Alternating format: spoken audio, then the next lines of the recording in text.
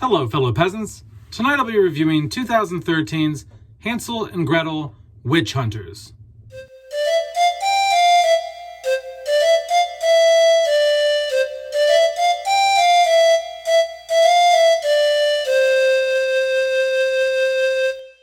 Alright guys, so I watched Hansel and Gretel Witch Hunters. This came out in 2013, stars Jeremy Renner, the hot chick who plays his sister, the mom from Taken, and scored by Hans Zimmer. I know that's not the best cast listing in the world, but that's how I remember it. So, what's it about? Basically, Hansel and Gretel get taken out into the woods by their dad, and he's like, "Just stay out here, stay out here.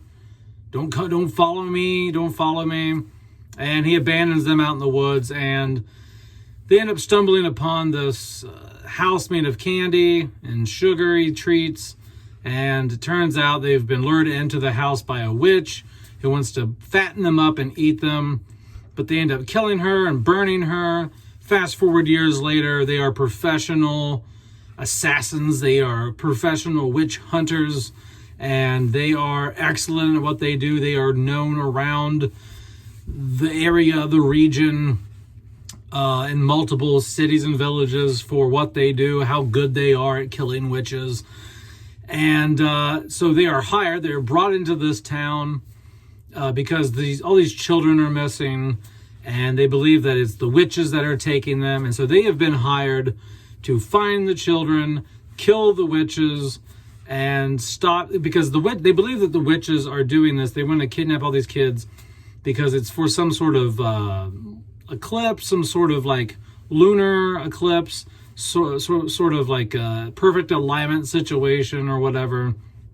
And so yeah, they got to hunt down these witches, stop them, and kill them all. As Jeremy Renner says in the film, the only good witch is a dead witch. All right, so what do I like? What do I not like about Hansel and Gretel Witch Hunters? Well, first of all, I saw this movie when it first came out.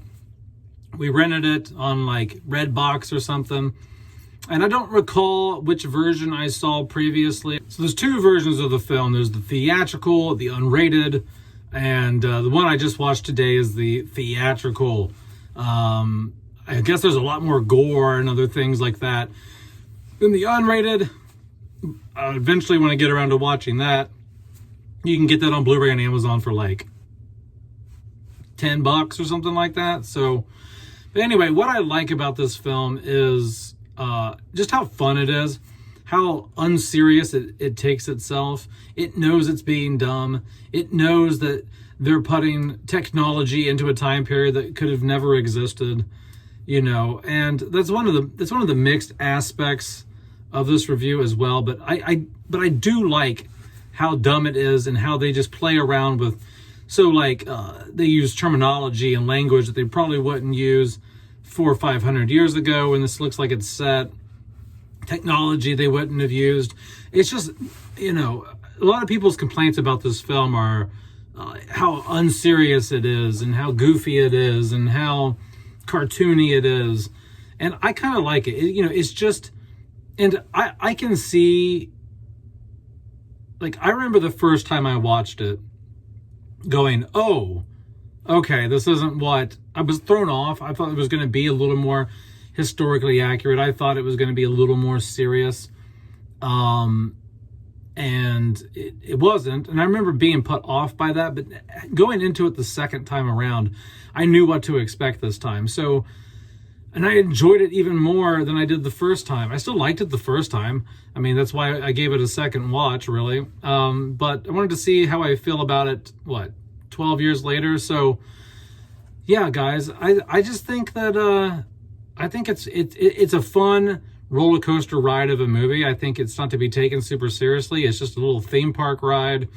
It's just something to turn on and have some fun with. Not everything needs to be super serious. And it seems like they're in on the joke. They're in on the joke here. It's not like they made a cheesy piece of shit, not and completely unaware that they made a cheesy piece of shit. Okay. I think the acting in here is good. I think the special effects in here overall are good. There's some moments where it's like, oh my god, like there's a scene where Gretel is being saved by an ogre, and he comes out of the woods and he like beats the shit out of the sheriff and some of his dudes, and it just like the CGI in that scene just looks ungodly. It's horrible. But other than that, for the most part, it's passable, it's decent, and it's okay that it kind of looks cartoony and not super realistic because of the nature of the film. But just some of the ogre scene, some of the CGI with the scene with the ogre saving Gretel is horribly bad, like Scorpion King bad, if you know what I'm talking about. So, what else did I like? Cinematography here is great. I like the color grading. I like the camera angles. I like the look of the film. I like the overall style of the film. I like the gore in here. There's a lot of gore. I'm surprised that this is just the R version, because there's moments where people just completely explode and like blood goes everywhere and heads are taken off, and it makes me wonder like what's in the unrated then, you know? So I really want to check that out. I want to check that out, because if the unrated is that much more hardcore, I want to see it. So what else in here? You get some decent backstory. There's like a little bit of a twist. You find out some things about Hansel and Gretel that they didn't even know about themselves, you know, why their parents left them in the woods and things like that. So I'm not going to spoil any of that if you haven't seen the film, but I really do like some of the backstory and some of the things you find out later on in the film. What do I not like about the film? Well, let's do the mixed first. So the things I'm mixed about, or the one thing I'm mixed about, is the technology used. So like, he's got everything from insulin shots to automatic weapons, bullets. I mean, there's all kinds of like, you know, just gadgetry and electronics that just did not exist. And I mean, this is looking like it's somewhere between 1400s and 1600s maybe. And that just wasn't around, you know? And as much as I think it's fun, and I think that it's goofy and it's cool to play around with that and just whatever, let's just go crazy. Let's just have them shooting witches with 50 caliber weapons.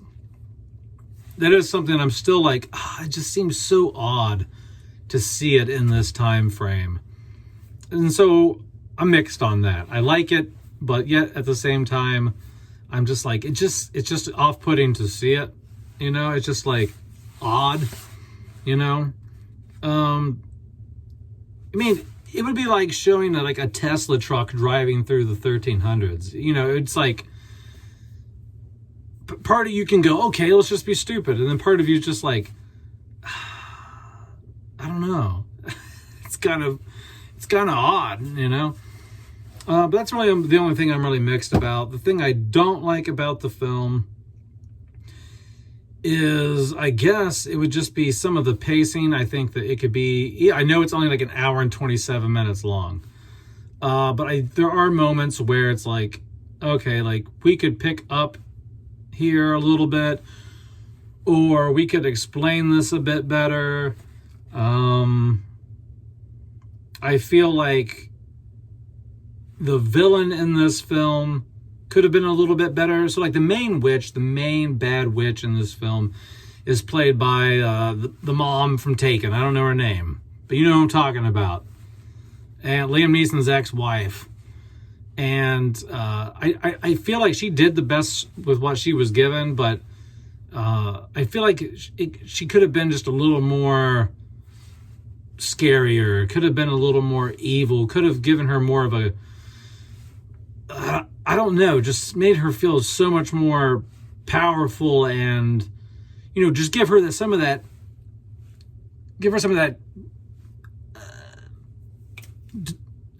not Dumbledore, give her some of that Voldemort esteem, you know, just give her some of that, like, oh my God, we are messing with like the devil himself, you know. And they just didn't build her up to be that level of evil that anticipated, like, oh my God, once they're here, like, you know, the world's gonna end.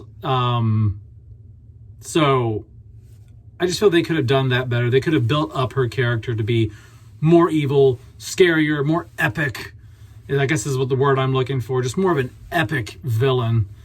And but they failed at that. But all in all, I think it's a fun movie. I think it's awesome to just turn on every now and then and have a good time. Don't take it too seriously. And yeah, that's it. If I were to rate Hansel and Gretel Witch Hunters, I'd probably give it like a... If I just want to have a stupid time, I'd probably say I'd give it like a solid... Well, not a solid. I don't want to solid now.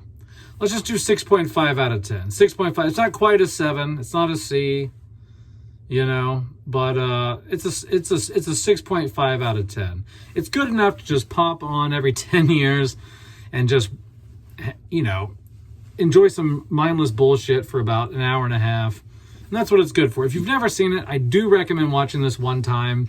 If you can get your hands on the unrated, that would be awesome. Everyone says it's better than the theatrical because it's just got, it doesn't really add to the story, I guess, but it's just, there's more action, there's more violence, there's, you know, there's more cussing in it. And so that seems to be the way to go, because a lot of people, when the 4K came out, complained that the unrated did not get a 4K treatment, only the theatrical did. But the 4K does come with the standard Blu-ray that is unrated, so there's that. Anyway, guys, let me know in the comments below what you think about Hansel and Gretel Witch Hunters. That's it. Bye-bye. Later, guys.